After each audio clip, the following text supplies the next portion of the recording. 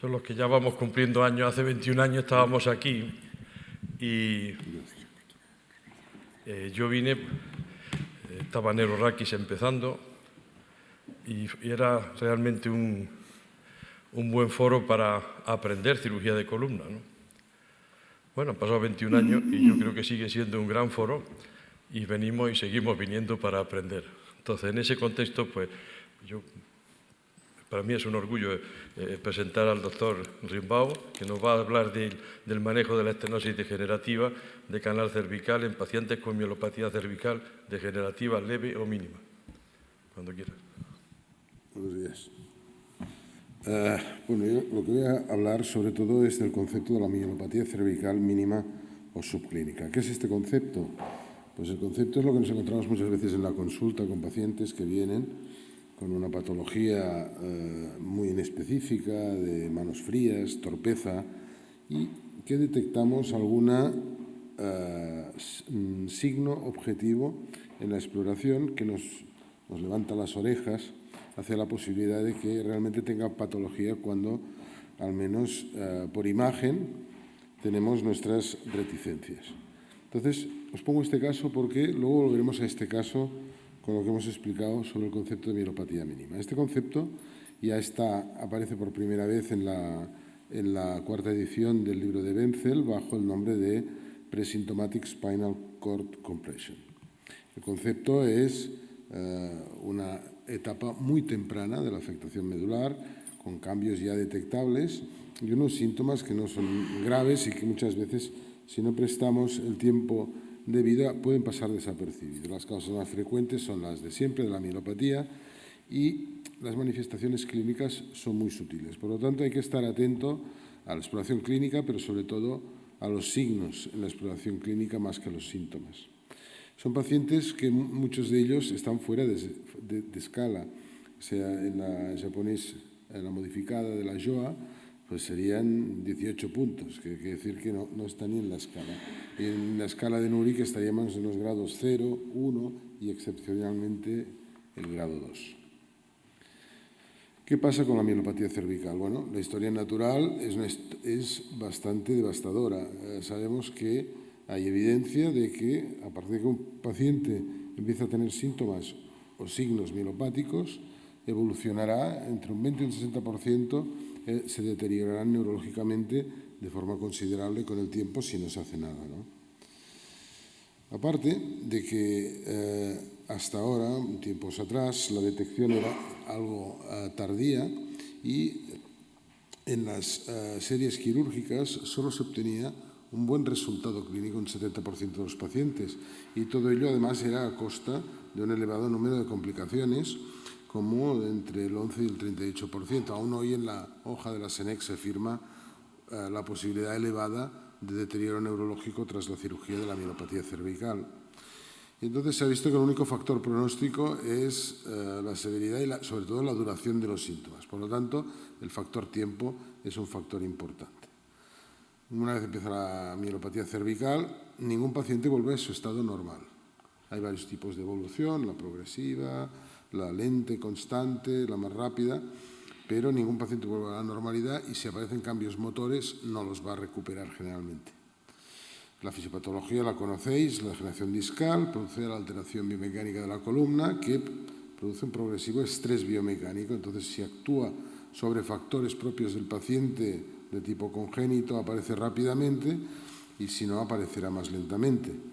Los factores que lo producen son tres tipos: el factor compresivo, que es el dinámico directo, el factor de alterar la plasticidad de la médula, el estiramiento en distintos planos, que es el efecto pinza, y la tracción por los ligamentos dentados. Entonces, este microtraumatismo produce dos tipos de alteraciones: una alteración vascular y una alteración en la plasticidad de los axones.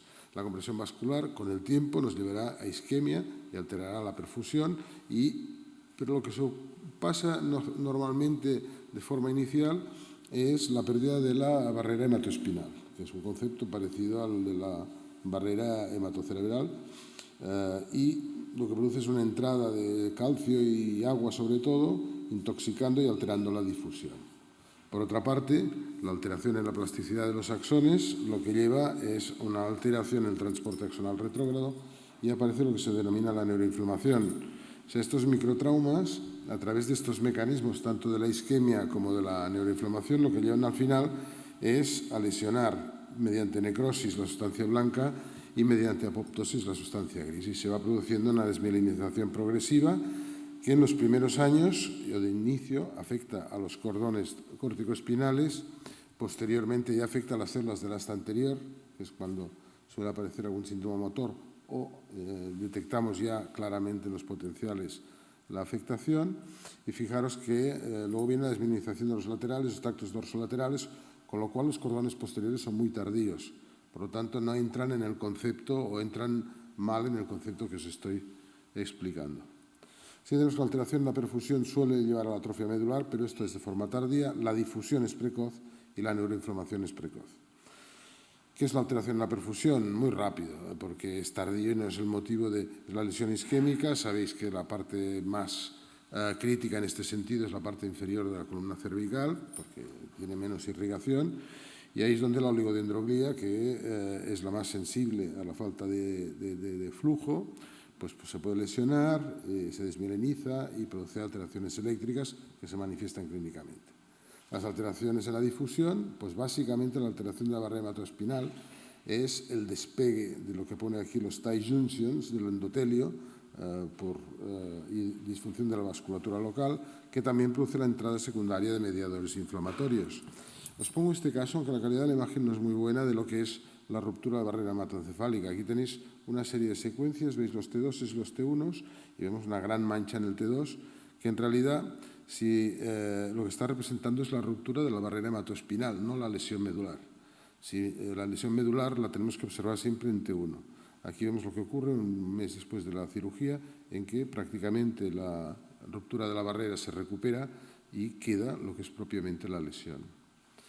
La neuroinflamación. La neuroinflamación, quedamos que venía a través de la disrupción del transporte axonal en la zona afectada. Entonces, ¿esto qué produce? Produce fundamentalmente lo que se llama excitotoxicidad, que es un exceso de estimulación al glutamato. Se produce una intoxicación por glutamato que abre unos canales en que entran el calcio y el sodio y llevan a la necrosis, no a la apoptosis, a la necrosis. La diferencia fundamental entre la necrosis y la apoptosis es que la necrosis se acompaña de fenómenos inflamatorios alrededor y la apoptosis no. Y el otro mecanismo de la neuroinflamación, esta sí que es la apoptosis, es a partir de que se produce esta disfunción, sobre todo por la excitación del glutamato, pues entra una sustancia que es el ligando FAS, que se actúa sobre el DNA y altera las estructuras nucleares y induce la apoptosis. Se va manifestando, como si veis ahí, desde un control inicial, pues que no debería haber manifestación del FAS, al final en las tinciones, aparte de verse un mapa espongiforme de falta de células por múltiples apoptosis, se ve la tinción del FAS. Estos son los dos fenómenos que producen la neuroinflamación y que lesión. ¿Cómo podemos detectar esta mielopatía subclínica? Ahora voy a pasar rápido, porque la mayoría aquí no os tengo por qué explicar todo esto, pero sí que hay que tener mucha atención a los signos y los síntomas precoces, a las imágenes en resonancia magnética y a los cambios eléctricos. Los precoces, la presentación habitual es como las artrosis, como otras patologías, dolor, parestesia, debilidad, una combinación de estas, aunque son parestesias que no son dermatoméricas y no suele presentarse por radiculopatía. Lo más normal es que el paciente explique torpeza al escribir o en los botones de cierre. No hay fasciculaciones y llegar a cambios de esfínteres son raros. El signo de Lermite es excepcional en el inicio de la mielopatía subclínica. Incluso en la mielopatía aparece solo en un 27% de los casos, que es más propio de la esclerosis en placas. El signo de Hoffman, que es lo que utilizamos normalmente en la consulta para ver si hay una mielopatía, la realidad es que tiene un valor positivo predictivo solo del 62%. Es valioso si está combinado a otras cosas, pero si no, por sí solo es poco potente. El reflejo de músculo temporal, hay músculo pectoral siempre cuando la lesión por encima de C4 y el reflejo mandibular cuando la mielopatía está en la unión bulbomedular. El finger escape, este sí que es precoz, que es que el paciente no consigue juntar los dedos y sobre todo el más importante es el reflejo radial invertido, que os decía que tenía el paciente al que hablábamos al inicio, que el reflejo radial se va en dirección opuesta. El grip and release es tardío, por lo tanto este tampoco va. El Babinski tampoco, aparece solo en el 5% de la población. El clonus solo es válido si rebota más de 3 veces y el tono esfínter anal no creo que nadie en la sala lo explore. Entonces, ¿cómo podemos valorar estos cambios en la médula espinal? ¿Cómo podemos adelantarnos a todo esto? Pues bueno, hoy en día lo que tenemos es los cambios de resonancia magnética, el uso de la neurofisiología y distintos fármacos que están entrando en el mercado. La resonancia magnética convencional tiene un problema y es que cuando aparece la imagen en T2 esto es tardío, no aparece en las fases iniciales de la mielopatía. Sí que tiene otras utilidades, que esto, el cambio de señal, pues la desaparición o la mejora de la señal, pues indica mejor pronóstico. Entonces, la técnica hoy en día en estas situaciones de mielopatía mínima de sospecha es la DTI, que la DTI hoy en día pues, ha ganado mucho con las máquinas de 3 Tesla, con las de 1,5 Tesla todavía tiene muy poca definición, y que bueno, se basa como igual que a nivel cerebral, en el estudio de la difusión y del ADC, que son las imágenes que tenéis inferiormente, y se calculan una serie de parámetros que además que se pueden medir, que son el ADC transversal, el ADC longitudinal, la fracción de anisotropía y la difusión media. Entonces, hay que tener en cuenta que la médula espinal humana intacta tiene una fracción de anisotropía que va disminuyendo en dirección rostro-caudal, que también la fracción de anisotropía tiene que ver con el grosor de los axones y que las mediciones de DTI dependen de la edad y entonces en edades mayores pues pueden tener errores significativos por la falta de axones. Las limitaciones son la resolución espacial, todavía la imagen, el degradado es justito, los artefactos, claro, está gente con tiempo de adquisición más grande, entonces también los movimientos cardíacos y respiratorios y de líquido artefactan y con las máquinas 3T ha mejorado, sobre todo cuando hay instrumentación. En cuanto a la DTI, vemos que los metaanálisis lo que reflejan es que hay un patrón significativo constante precoz de disminución de la fracción de anisotropía y un aumento del ADC. Entonces, estas anomalías además aparecen antes que las imágenes en T2. Aquí tenemos un caso, estas son imágenes que teníamos antes en máquinas de 1,5 Tesla, que es lo de abajo. Veréis, es un mapa de difusión, que se ve un poco alterada la difusión en este caso. Y volviendo al caso inicial que teníamos, en el que solo había un reflejo radial invertido, el patrón sería este. Tenemos el mapa del ADC, tenemos la fracción de anisotropía, donde vemos una disminución, hay un punto concreto que coincide con la estenosis de la disminución de la fracción de anisotropía, y luego al lado tenemos un mapa de difusión que hace un poco de tractografía, pero es de mala calidad. Ahora actualmente nos entregan el vídeo de este tipo de difusión, no lo voy a pasar aquí porque siempre me quedo atascado con los vídeos, pero bueno, les ofrecerán. Y el futuro es esto que está apareciendo, que son las tractografías espinales, que como que se hacen en el mapa de difusión, pues dan unas imágenes increíbles.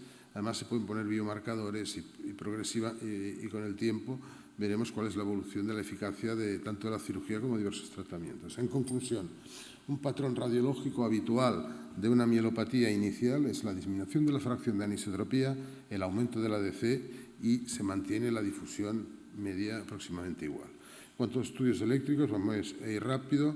Tenemos que las electromiografías no tienen un gran valor en esto, sí que nos pueden dar el número de raíces implicadas y podemos más o menos localizar dónde está el problema, pero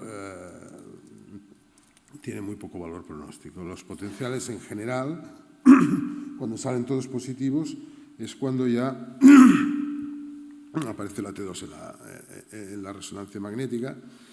Y bueno, lo que sí tiene valor en estos estadios es los potenciales motores. Los potenciales sensitivos, hemos dicho que aparecen, la alteración de los cordones posteriores es más tardía y generalmente cuando aparece es una herramienta que nos sirve para controlar si nuestra cirugía ha sido eficaz o no.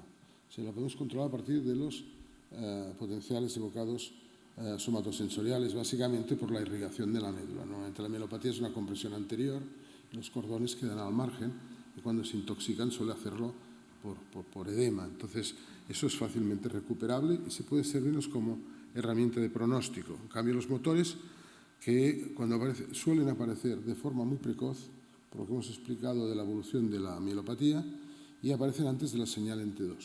Son muy útiles para detectar la mielopatía subclínica, aunque sobre todo lo hace por debajo de los 70 años. Por encima ya es más confuso.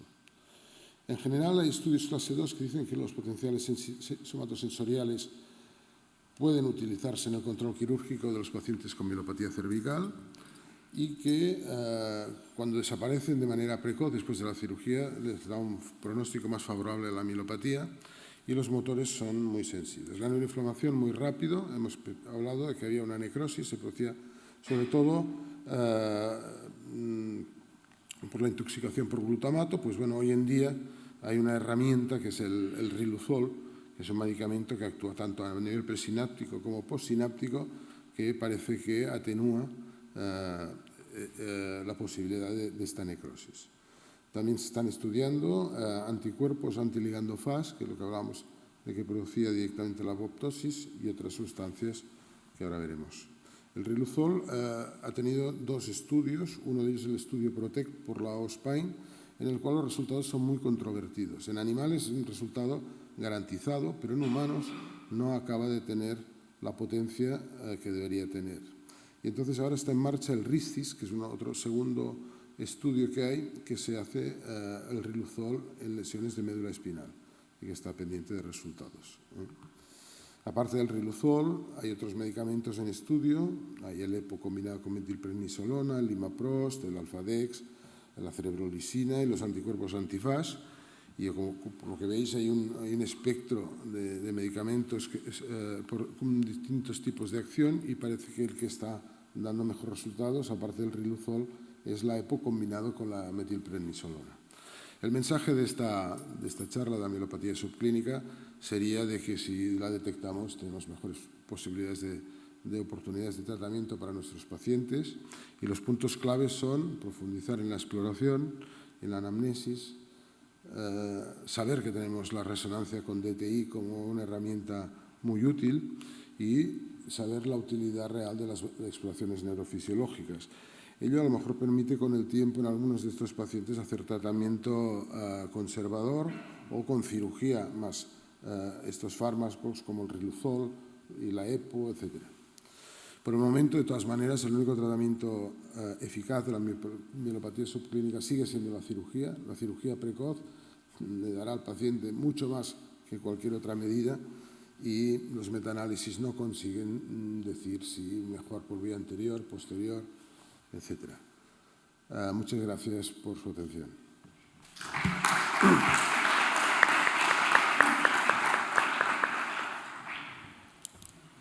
Muchas gracias, doctor Rimbaud. ¿Alguna pregunta? ¿Audiencia?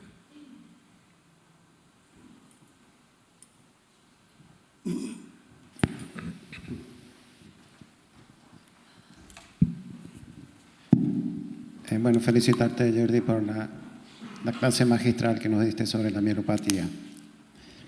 Normalmente ahora diagnosticamos mucho la mielopatía porque pedimos resonancia mucho más frecuente, pero el último concepto de operarlo apenas si es subclínica, no sé si todo el mundo lo hacemos en ese sentido. Es sin duda que tu indicación es válida, pero no sé si estoy muy de acuerdo en que se haga muy precoz o en que lo beneficiamos. A ver, yo creo que si tienes una evidencia a través de o la exploración clínica o FETEN, que tienes tocados los potenciales evocados motores o somatosensoriales, que es más difícil, o tienes una resonancia con un patrón de difusión válido, yo creo que estás legitimado para intervenir este paciente explicándole qué va a ser su futuro, ¿no?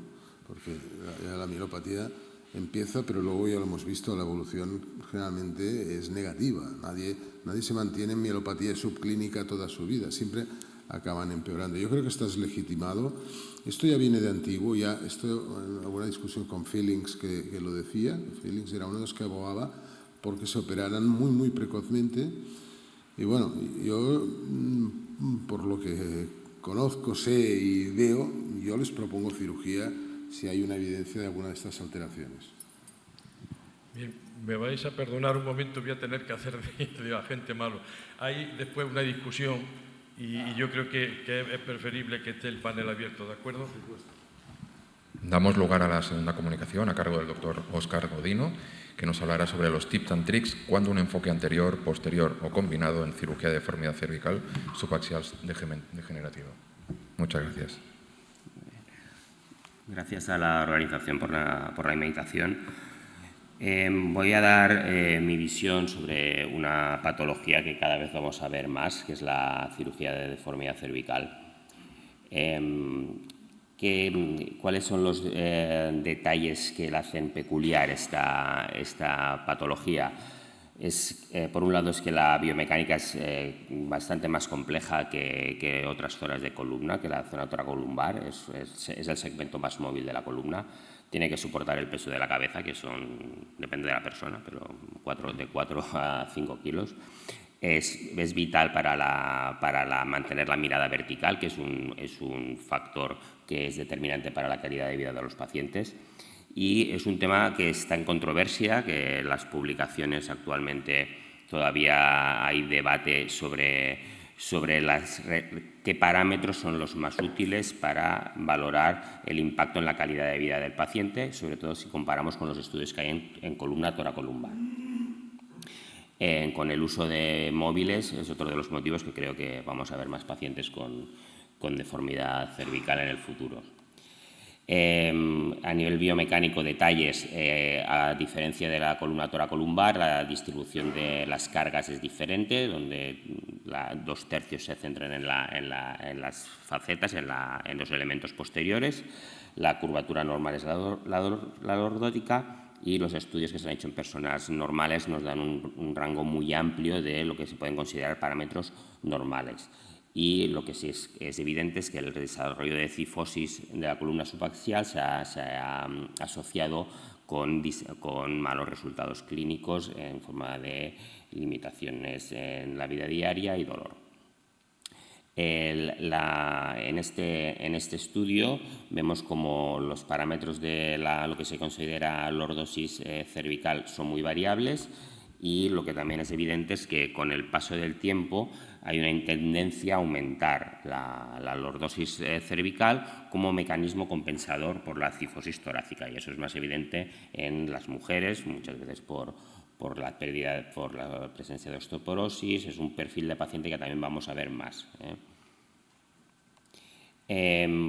Parámetros que sí que están bien documentados en la literatura, el CSBA, es la plomada desde C2 hasta el corner posterior de C7, donde se ha visto que pacientes con este parámetro por encima de 4 centímetros tienen un peor pronóstico funcional. Entonces, es una medida a tener en cuenta. Otro parámetro que también se ha relacionado con peores pronósticos es el Chin-Brown Vertical Angle. Este es un parámetro que se utiliza sobre todo en deformidades rígidas, para estudios de camptocormia, este tipo de pacientes donde la deformidad llega a limitar poder mantener una mirada completamente horizontal, y cuando conseguimos que esta mirada se extende 10 grados más o menos, los pacientes tienen mejor pronóstico. Y yo creo que este es el parámetro que yo personalmente le doy más importancia, que es el T1 slope, la vertiente sacra, la vertiente de T1, donde es el cálculo de la plataforma de T1 con la horizontal, y tiene que haber una buena relación con la lordosis cervical. Entonces, lo ideal es que esté entre la diferencia entre la lordosis cervical calculada entre C2 y C7 y el T1 slope esté por debajo de 15 grados. Y luego también cada vez se le está dando más importancia a que no nos tenemos que fijar en el segmento cervical, sino que se tiene que hacer una valoración completa del paciente. Y una situación que creo que también vamos a ver más frecuentemente son las hiperlordosis compensatorias por pacientes con problemas de desbalance sagital en la parte toracolumbar. ¿Por qué va a aumentar la prevalencia? Pues porque la población va envejeciendo y porque también hemos operado mucho, cada vez se va operando más, y pacientes como este paciente que en el 2010 se le hizo una fijación posterior y una descompresión por una estenosis de canal y tenía una buena calidad de vida, 15 años después, si nos fijamos en el TAC, es un paciente que se instrumentó y se fijó en cifosis, ha hecho pese a la fijación, ha hecho una cifosis poslaminectomía y presenta una mielopatía a nivel de C1, C2, porque durante todos estos años ha estado haciendo un mecanismo de compensación con la charnela occipito cervical para poder mantener la mirada en horizontal. Entonces vamos a ver más este tipo de pacientes y son población de alto riesgo, son pacientes que tienen comorbilidades por edad, puede haber una afectación de calidad ósea y son pacientes con alto riesgo neurológico y también mecánico. Este es un ejemplo de una paciente con artritis reumatoide a la que se le hizo una laminectomía y una fusión posterior. Como veis, la barra prácticamente recta, tornillos a masas laterales y tuvo un fallo precoz del sistema. Entonces, acabó con un doble abordaje para poder solucionar el dolor, la mielopatía del nivel adyacente y la mirada, poderla mantener en una horizontalidad correcta, ¿de acuerdo? Entonces, por lo cual es fundamental fijarnos en estos casos y pararnos a pensar, hacer una buena planificación y una ejecución minuciosa de nuestro plan. Por eso, ¿cuál es el checklist preoperatorio que aconsejo?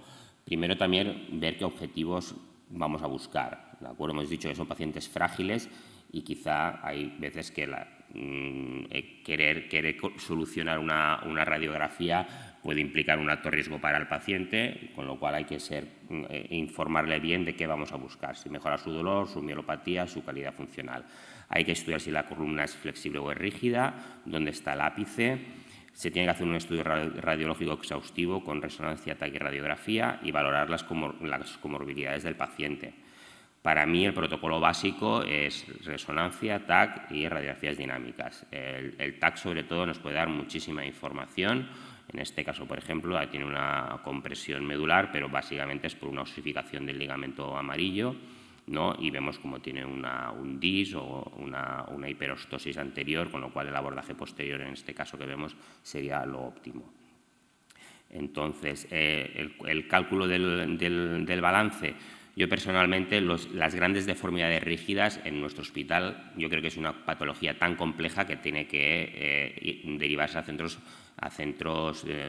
subespecializados. En nuestro centro los derivábamos a Vall d'Hebron, estas camtocormias, estas grandes deformidades rígidas, pero para la cirugía degenerativa habitual se tiene que estudiar los parámetros que os he comentado antes. Y no cuesta tanto trazar unas líneas para estudiar el ángulo de Cobb, trazar las líneas para estudiar la plomada cervical y el T-slope, si tenemos una buena radiografía, con una buena tracción de hombros y podemos ver la plataforma de T1, también se puede calcular. Y con una radiografía simple puedes tener una foto global del paciente si está compensado o no está compensado.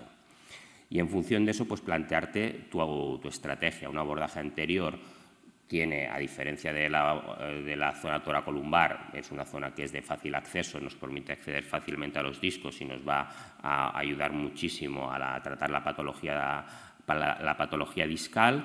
Como riesgo, tiene más riesgo de disfagia o afonía, mientras que los abordajes posteriores nos permiten llegar mejor a las charnelas ¿de acuerdo?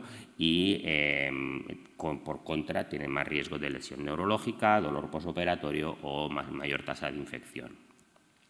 Entonces, como un consejo general, abordaje anterior es útil si la deformidad es flexible, ¿de acuerdo? Y múltiples discectomías nos van a permitir modelar una lordosis con menos riesgo de sangrado que una corpectomía. El abordaje posterior es útil si es una columna rígida, ¿de acuerdo? Y aquí es muy importante planificar bien la última vértebra instrumentada craneal y caudal para evitar fallos en la instrumentación. Y los abordajes combinados cada vez son más frecuentes. Cada vez son más frecuentes porque quizá no podemos abarcar todo lo que querríamos, todos nuestros objetivos, la descompresión neurológica correcta, con una correcta alineación, con un solo abordaje. ¿De acuerdo? Y entonces hay que individualizar dependiendo del paciente. Un abordaje primero anterior, posterior, dependerá del caso. En cuanto a las osteotomías realmente en la zona cervical, a diferencia de lo que sucede con la zona tóraco-lumbar, donde las osteotomías son más seguras, aquí en la zona cervical el riesgo neurológico de deterioro es muy importante. Esta es la clasificación que hizo Ames, donde yo personalmente la que utilizo es la de Ponte, como mucho, y ya te permite ganar unos 10 grados si haces una buena resección facetaria, que sería la tipo 2, mientras que la PSO cervicotorácica o la VCR son cirugías muy agresivas, donde se dan tasas de complicaciones de alrededor del 40%, y además si haces una PSO a nivel de C7-T1 el riesgo de lesión neurológica de la raíz C8 es muy alto y es una lesión neurológica muy invalidante para el paciente porque pierde la funcionalidad de las manos, con lo cual son técnicas realmente complejas que se tienen que reservar para grandes casos. Y por otro lado, una vez tenemos el plan, es fundamental la ejecución quirúrgica minuciosa, ¿de acuerdo? El posicionamiento del paciente, tenemos que tomarnos nuestro tiempo para posicionar bien el paciente. Actualmente con los equipos de Scopia incluso te permiten medir ángulos una vez posicionado el paciente, y creo que nosotros disponemos de este tipo de arco radiológico, y cuando tenemos un caso complejo utilizamos, una vez posicionado el paciente, medimos ángulos. Obviamente el uso de neuromonitorización como un estándar, y en abordajes anteriores incluso utilizar tornillos bicorticales, moldear la placa, lo que he comentado de tornillos pediculares en los extremos de la construcción. Y la navegación es una herramienta que también creo que ha hecho cambiar la seguridad de la cirugía que hacemos. Esto es un ejemplo de tornillos pediculares en C7. Yo siempre que puedo colocamos tornillos pediculares cuando la anatomía lo permite. Y aquí, por ejemplo, en C1 también un tornillo navegado a través del arco posterior, que minimiza el riesgo. Todo esto nos permite hacer mejores construcciones, ¿de acuerdo? También te permite tornillos a masas laterales, dar una seguridad de colocar tornillos bicorticales, ¿de acuerdo? Que el tornillo de masa lateral es un tornillo que tiene bastante riesgo de fallo, sobre todo en gente mayor, y si con herramientas de navegación puedes colocar tornillos de 16, tornillos de 18, con seguridad, ¿no? Cuando anteriormente quizá utilizábamos tornillos de 10 o de 12 que tienen mucho riesgo de fallo. Y rápidamente un par de casos. Esto es un paciente de 70 años que se nos presenta en el hospital por un cuadro subagudo de 3 semanas de tetraparesia con déficit radicular C6-C7, más en el lado derecho que en el izquierdo. Tenía signos de... Aquí este paciente, como comentaba el doctor Rimbau, ya los signos eran evidentes de afectación medular, con hiperreflexia Hoffman, un Nuric muy avanzado, una escala japonesa con una puntuación de 7, y el paciente, reinterrogándolo, tenía una clínica de 1 año de evolución que se había empeorado con este cuadro más agudo. En la resonancia se evidencia una estenosis de canal secundaria a un componente congénito, a una osificación del ligamento común posterior, y además lo que parece tener son 2 hernias discales agudas, sobre todo en C5-C6, que cuadrarían con los síntomas. Aquí, hace unos años no me hubiera fijado en el balance, porque parece que lo más importante es el tema de la descompresión medular, pero también, si es el caso que os he enseñado antes, si te paras a simplemente hacer unos pequeños cálculos, ya ves que hay una descompensación severa. El COP que tiene es de 5 grados, el slope de T1 es de 33, lo ideal es que esté por debajo de 15, por encima de 20 se considera que es una descompensación grave. Entonces también tiene un problema de desbalance sagital. Y en este caso Vamos concluyendo, por favor. planteamos un abordaje doble, primero anterior, luego posterior, y conseguimos una corrección de los parámetros a pasar a 16 grados de curvatura y una mejoría clínica evidente con la descompresión. Entonces, y muy rápidamente, si me da tiempo, este es un caso de una paciente con una hernia discal que en el 2018, de C5-C6, se opera. Yo se opera en otro centro, la veo en el 2020 y eso ya se está empezando a complicar. Hay una subsidencia, hay una cifosis focal, no está fusionado el sistema, no está fusionada el segmento, está en cifosis, no hay evidencia de infección. Yo le perdí el seguimiento, yo le planteé una cirugía de revisión y reconvertirla en fusión. La paciente vuelve al cabo de 3 años, le han colocado un dispositivo interfacetario que no ha mejorado su situación. Sigue estando con cifosis, tenía 9 grados de cifosis y el segmento no estaba fusionado. Le hice un estudio global, parecía que no tenía ninguna anomalía global. Una paciente sana, 30 años, le hago una corpectomía de 2 niveles, me quedo satisfecho, creo que he conseguido pasar de una cifosis de 9 grados a una lordosis de 4 grados. Parecía que teníamos un buen resultado clínico, pero a los 6 meses estamos en esta situación. Una situación donde se ha colapsado el sistema, no hay infección, le hago un estudio reumatológico, no hay osteoporosis. Entonces, pueden haber detalles técnicos de que, si miramos la anterior, quizá tornillos más bicorticales, podría haber sido tornillos más largos, pero no creo que fuera una mala técnica quirúrgica. Y al final la paciente acaba en esta situación y hace un año de seguimiento. Acaba con una artrodesis de C3 a T2, ¿de acuerdo?, con mejoría de los parámetros radiológicos. Ahora sí que está compensada. Tornillos, una instrumentación mucho más estable y con un resultado clínico francamente bueno. La paciente estaba muy invalidada y lleva un año de seguimiento y está con muy buen resultado clínico. Mensajes para casa: cada vez van a ser más prevalentes estos casos. Es un campo en evolución donde todavía hay controversias, pero creo que una planificación quirúrgica minuciosa, una técnica quirúrgica minuciosa y no menospreciar los desbalances, porque pueden provocar graves limitaciones en la vida del paciente. Muchas gracias.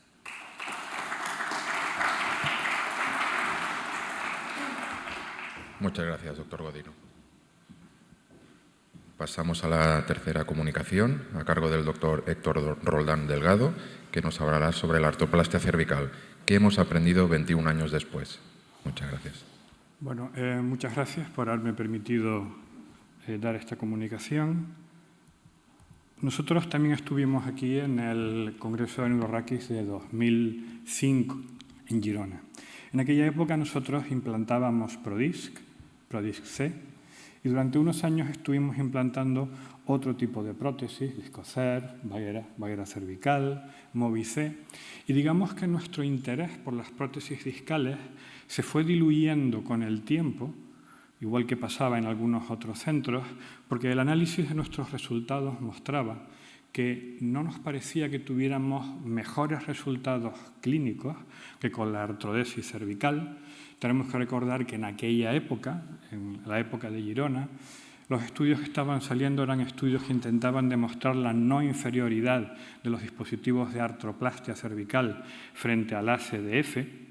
Por otra parte, era evidente que la colocación de prótesis discales cervicales supone unos mayores requerimientos técnicos. Tenemos que cubrir bien las plataformas de los cuerpos vertebrales, tenemos un centro instantáneo de rotación que tenemos que dejar en su sitio. Una caja cervical puede quedar 1 milímetro más adelante, más detrás, a un lado, a otro lado, que probablemente va a funcionar de igual manera. También teníamos la sensación de que con el tiempo los segmentos intervenidos iban perdiendo movimiento y, por supuesto, eran más caras que los dispositivos que utilizábamos para la artrodesis cervical. En esta charla lo que pretendo es hacer una revisión de la literatura o de la mejor literatura disponible con resultados a largo plazo para ver si con esta literatura se han cubierto las expectativas que teníamos en aquella época cuando utilizábamos estas técnicas. La primera pregunta que nos hacemos es si se ha conseguido demostrar la superioridad en términos clínicos a largo plazo. Todos sabemos que tenemos bastantes metaanálisis que nos muestran la superioridad de la artroplastia cervical en términos de dolor y en términos de discapacidad frente a la artrodesis cervical. Y hay un metaanálisis que evalúa estudios con seguimientos de 10 años o más.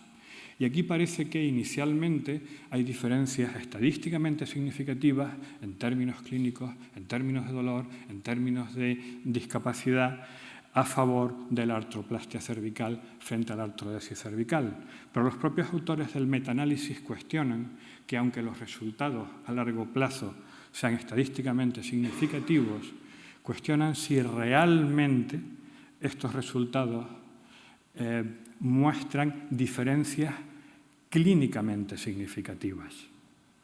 Sí que parece que la artroplastia cervical a largo plazo en este metaanálisis no se muestra mejor para la recuperación de déficits neurológicos frente a la artrodesis cervical, y sí que parece, y esto parece razonablemente consistente con otros metaanálisis, que hay una menor tasa de reintervenciones globales en los pacientes con artroplastia cervical. También es cierto que revisando este metaanálisis, cuando miramos el tipo de prótesis utilizadas, evidentemente son prótesis probablemente de primera generación, las más antiguas, las que tienen más recorrido y en las que se pueden analizar resultados a más largo plazo. La segunda cuestión es si se preserva el movimiento a largo plazo.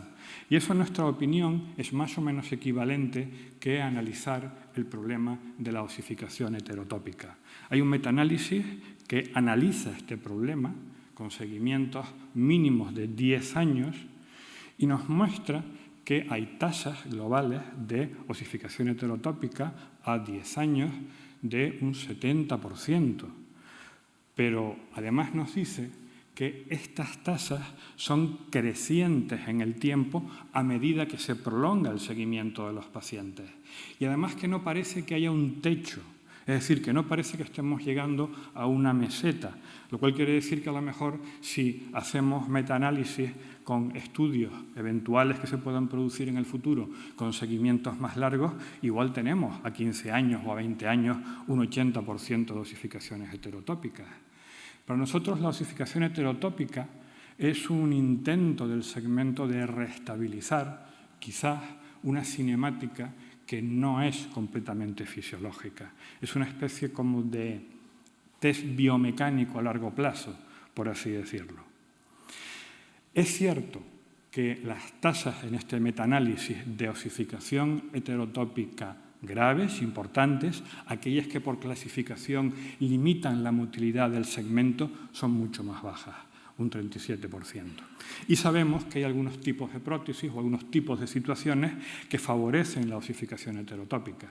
Sabemos que las prótesis metal sobre metal, semiconstreñidas, generan un vector muy importante de cizallamiento entre el platillo de la prótesis y la plataforma del cuerpo vertebral, y quizás esto produzca pues, un cierto grado de micromovimiento, quizás hay algún detritus óseo que favorece la osificación heterotópica. Evidentemente, el no cubrir perfectamente las plataformas de los cuerpos vertebrales, el perforarlas con púas o aquellos canales que labrábamos para introducir las quillas, por ejemplo, el APRODISC, probablemente favorecen la salida de células osteoprogenitoras que favorecen a su vez la osificación heterotópica. Y parece que el introducir prótesis discales forzando la distracción del segmento tensa también los ligamentos, quizás lo que quede del ligamento vertebral común anterior, y esto parece correlacionarse con mayores tasas de osificación heterotópica. La tercera cuestión es si protegen el segmento adyacente a largo plazo. Hay un metaanálisis con seguimiento mínimo de 4 años, es el que hemos encontrado con mayor seguimiento que toca este problema, en el que sí que parece que la artroplastia cervical protege la degeneración del segmento adyacente frente a la artrodesis cervical. Pero nuevamente, cuando nos vamos a la letra pequeña, nos encontramos con que esto está basado solamente en 3 artículos. Y en el análisis de sensibilidad del metaanálisis se muestra que este resultado, como digo, es significativo, pero es frágil, no es excesivamente robusto. Parece que las prótesis de metal sobre plástico protegen mejor el segmento adyacente con estas limitaciones de la literatura que les acabo de comentar. Y parece también que la tasa de fracasos mecánicos, o al menos la tasa de reintervenciones por fracasos mecánicos de las prótesis discales a largo plazo es bastante baja. Y parece que hay menos reintervenciones en el segmento por artroplastia cervical que por artrodesis cervical. La mayor parte de los fracasos mecánicos son por migración anterior del implante. Evidentemente, implantar en un segmento en cifosis hace que haya ya de por sí un vector de estrés, de cizallamiento, que favorezca la expulsión anterior del implante.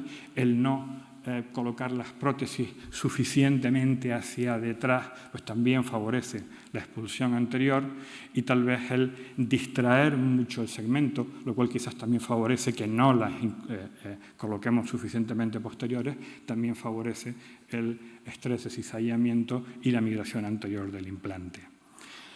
Otras causas de fracaso mecánico de las prótesis son la osificación heterotópica, que en algunas ocasiones excepcionalmente se vuelve sintomática, quizás por esterosis foraminal, y obliga o indica reintervención quirúrgica. Esto en las series es muy raro.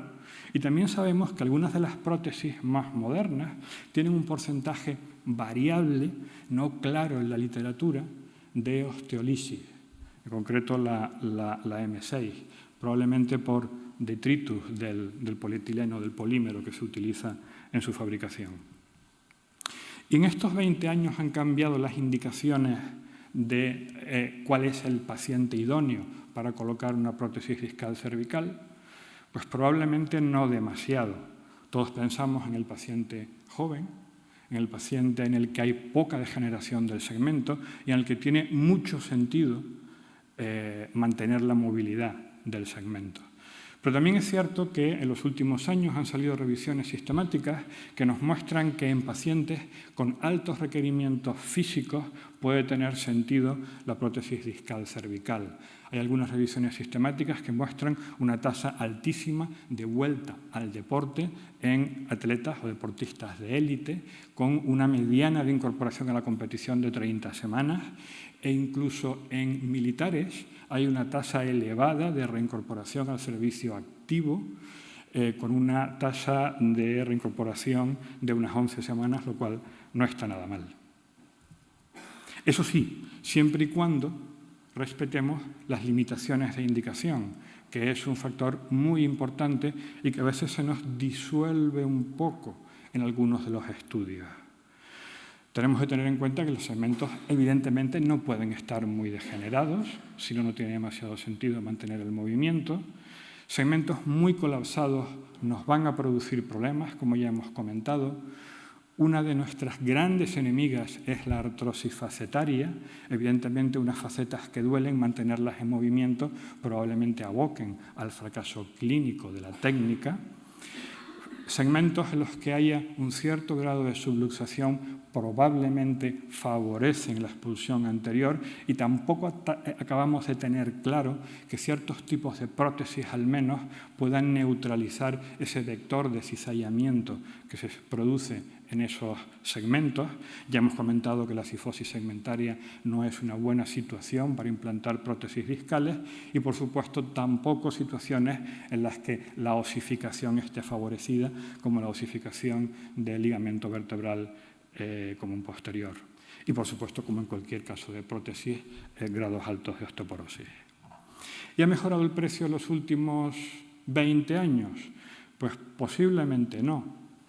o a lo mejor sí, pero en cualquier caso siguen siendo sustancialmente más caras que los dispositivos que utilizamos para la artrodesis, lo cual es absolutamente lógico, puesto que en principio son dispositivos mucho más sofisticados. Las empresas lo que nos dicen es que si hacemos un seguimiento de estos pacientes a medio plazo, como tenemos menos tasas de reintervenciones, pues entonces al final el proceso de la patología cervical de ese paciente va a resultar más económico. Pero no sé si esos son argumentos que podamos esgrimir nosotros en nuestra lucha feroz con nuestros gerentes que tienen una mentalidad mucho más cortoplacista y que están preocupados del presupuesto del año siguiente. Siendo un poquito más ácidos, tenemos algunas revisiones sistemáticas interesantes. Hay una que distingue qué ensayos clínicos están claramente patrocinados por la industria y cuáles no. Y en los patrocinados por la industria da la sensación de que hay un infrarreporte de algunas complicaciones, como por ejemplo, curiosamente, la patología del segmento adyacente y la osificación heterotópica.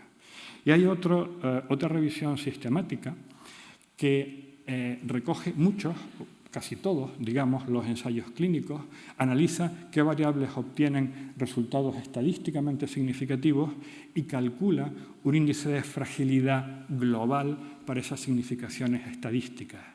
Y el índice de fragilidad global que obtiene esta revisión sistemática es de 5, lo cual quiere decir aproximadamente que si cogemos 5 pacientes de un brazo de un ensayo y los pasamos al otro brazo, la significación estadística probablemente desaparezca. Lo cual quiere decir que muchos de estos resultados que describimos como significativos desde el punto de vista estadístico son frágiles. Y también tenemos una... ¿Sí? Vaya terminando. Sí, me quedan 2. Hay una revisión en el entorno de Medicare americano que analiza las tendencias de implantación en los últimos años y nos dice que los implantes hasta 2018 seguían una curva exponencial y a partir de 2018, insisto en el entorno de Medicare, a partir de 2018 hay un punto de inflexión y se convierte en una curva lineal. Algo creciente, pero lineal. Lo que sí que pasa de lineal y que parece en sus modelos predictivos que utilizan para ver lo que va a suceder hasta 2035, lo que sí que pasa de lineal a exponencial son las tasas de explantación en este contexto americano. Y ya para finalizar, como conclusiones, ¿qué hemos aprendido en estos 21 años? Pues tengo que expresar mis sentimientos encontrados al respecto. Parece que está razonablemente apoyado por la literatura, que hay menos reintervenciones a largo plazo con la artroplastia cervical, quizás baja tasa de complicaciones. Parece una opción razonable en pacientes jóvenes con altos requerimientos físicos.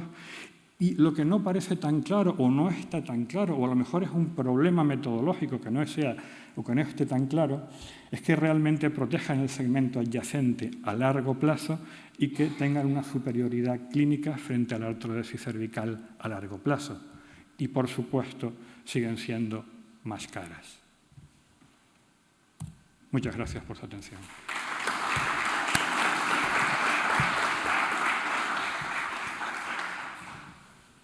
Muchas gracias, doctor Roldán. Ahora pasaremos a la discusión. Preguntas al doctor Rimbau.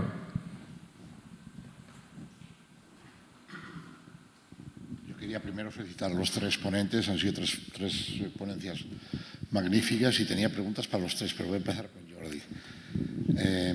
Jordi, cuando operamos a pacientes que tenemos un cambio de señal en la médula, tú has dado una explicación aquí muy molecular. A veces siempre les decimos a los pacientes que no van a mejorar, que lo que hacemos esto es para evitar que empeoren. Pero sí que es cierto que a veces, muchas veces, esta señal, después de la operación de la descompresión, desaparece, si no completamente, parcialmente.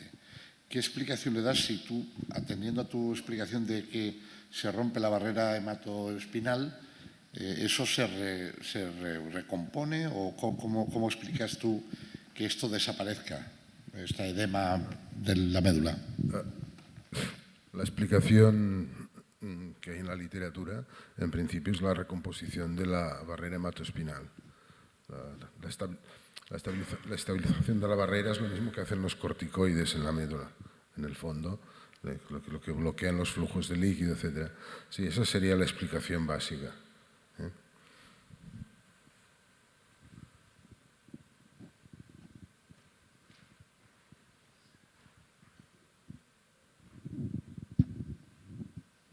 Doctor Bilbao, yo quería preguntarle una cosa. Normalmente en la consulta cada vez vemos más frecuente pacientes con la disponibilidad de la resonancia cervical por otras causas, con hallazgos de mielopatía, o están asintomáticos o casi prácticamente con algún síntoma que no les genera ninguna discapacidad. A esos pacientes, ¿qué les dice en la consulta? ¿Cuál es la probabilidad en los próximos 10 años de que generen una mielopatía asintomática lo suficiente como para justificar una cirugía? ¿O si estamos llegando a tener que indicar cirugías profilácticas? Bueno, yo creo que estaban en las diapositivas la evolución que hace la mielopatía cervical, ¿no? 20-60% van a empeorar, con seguridad, sin tratamiento quirúrgico, y cuando los vayas a operar estarán en mucha peor, más pobre condición neurológica, con lo cual las posibilidades de recuperación son mucho menores. El concepto de la mielopatía subclínica lo que intenta es la restauración completa de la médula, eso es lo que intenta, el concepto. Cogerlos en fases muy, muy precoces para restaurar. Eso, evidentemente, no siempre es posible. Pero yo creo que el paciente, yo creo que hoy en día la cirugía cervical anterior es una cirugía bastante segura en pacientes como estos, que están muy poco afectados generalmente son fases incipientes, son pacientes generalmente jóvenes. Entonces, la cirugía es bastante segura. Yo lo que hago es explicarle al paciente las posibilidades que tiene de una manera o de otra y que él escoja. Pero se trata de saber si tengo la seguridad científica o hay conocimiento a favor de si tomo la decisión de ofrecerle la cirugía, y la hay. Pero yo creo que también se puede optar por el tratamiento conservador siempre y cuando el paciente y el médico acepten esa situación. ¿Preguntas para el doctor Godino?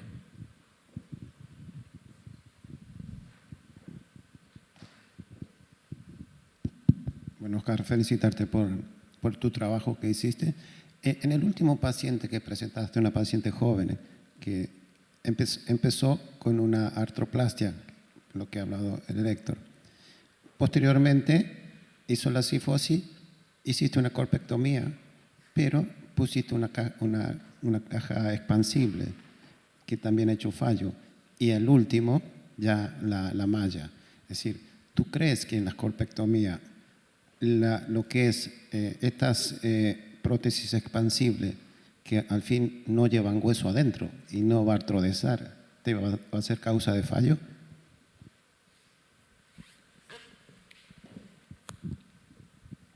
Este caso hay varias, es un caso extremo en el sentido del ejemplo de cómo una chica de 30 años con una hernia discal en 6 años puede acabar con esta cirugía, ¿no? Y entonces, aquí es un caso donde podemos debatir de varios temas. Yo creo que, por un lado, hay fallos técnicos, ¿no? De cuando se colocó la prótesis en su momento, ya había fallos técnicos, no estaba bien colocada. No se toma la suficiente importancia a ese fallo técnico y el caso se va complicando. Cuando yo le hago la corpectomía, ¿de acuerdo?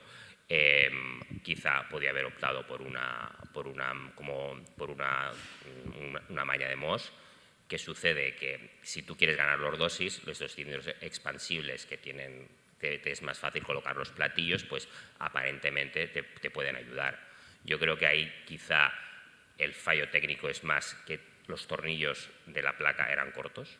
No creo que fuera tanto el hecho de que fuera un cilindro expansible. Yo creo que el cilindro expansible te puede ayudar a ganar esa lordosis que te falta, ¿no? Y luego no haber calculado bien realmente la corrección que necesitaba esa paciente, ¿no? Es un caso extremo, obviamente esto es un caso extremo, pero son detalles técnicos que que creo que hay que tener, que cada vez son más importantes y no cuesta tampoco pararnos a mirar esos detalles técnicos, porque yo vengo de una escuela que, bueno, se comentaba que a la cervical le pusieras lo que le pusieras iba a ir bien y vemos que no, que también hay que tomarle, hay conceptos biomecánicos que son muy importantes y que tenemos que tener cada vez más en cuenta. Óscar, llama la atención que la prótesis discal haya generado subsidencia, aparte de que hay un poquito de osificación, y que después hayas tenido el fracaso con la placa abajo y que no tenga mala calidad de hueso esta paciente, ¿no? Es decir, cuando ves el caso inicialmente dices, ya verás que esto va a salir aquí con osteoporosis y que por eso ha fracasado uno y la segunda intervención, y curiosamente no. Sacamos cultivos múltiples, pues si había una infección oculta, estudio reumatológico completo, ¿no? Y la paciente tenía una calidad de hueso, el reumatólogo tampoco había abuso de corticoides, ¿no? Entonces es una conjunción, creo, de pequeños detalles técnicos, ¿no?, que se podían haber mejorado, y creo que hay un tema de desbalance en esta paciente que no se tuvo en cuenta. Pero es un caso, bueno, lo presento porque yo lo cogí pensando que lo iba a solucionar, y con una corpectomía a 2 niveles y una foto inicial que pensaba que había hecho un gran trabajo, no fue así. Muchas gracias.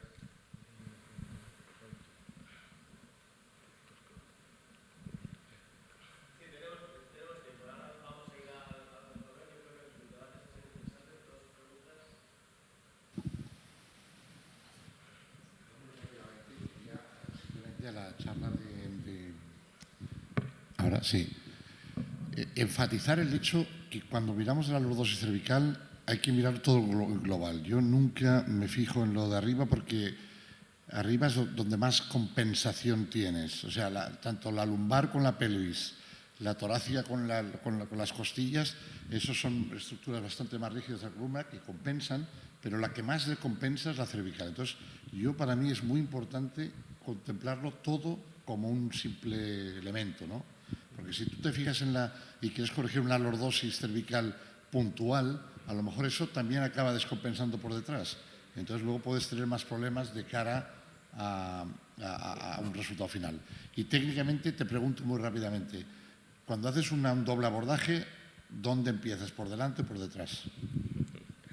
Depende, aquí sí hay que individualizar muchísimo, ¿no? En esta paciente, por ejemplo, último caso, empecé por detrás para asegurarme un buen anclaje posterior, porque por delante no sabía lo difícil que iba a poder ser quitar esa corpectomía. Y hay una buena posición en quirófano, un buen anclaje posterior, unos tornillos que te aseguren y te permite luego un trabajo anterior más cómodo, ¿no? Y con una ya con menos riesgo neurológico.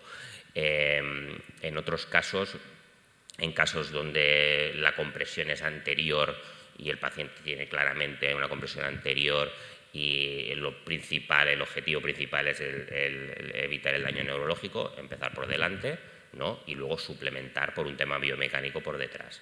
Entonces hay que individualizar en cada caso. Última pregunta. El doctor Calatayud, ¿me parece? Pues sí.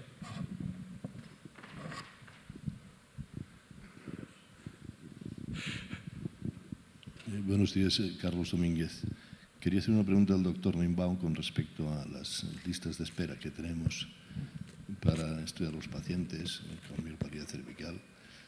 El hecho de tener que pedirles un DTI o incluso una estimulación transcortical motora, todo eso podría ayudarnos más a detectar esos casos precoces e indicar esa cirugía, ¿o no?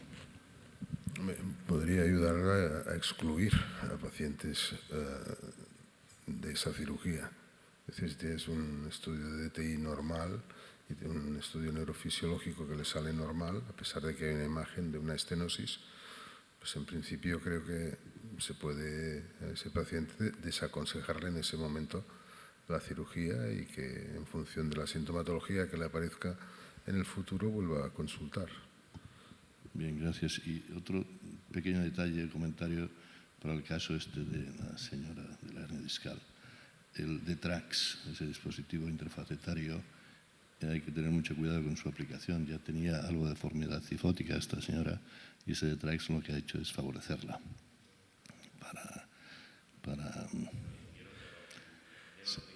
Yo tampoco.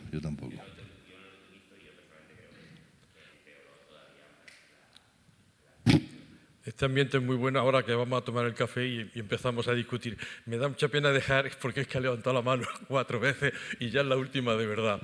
El doctor Calatayud, ¿me puede explicar? Yo para Héctor.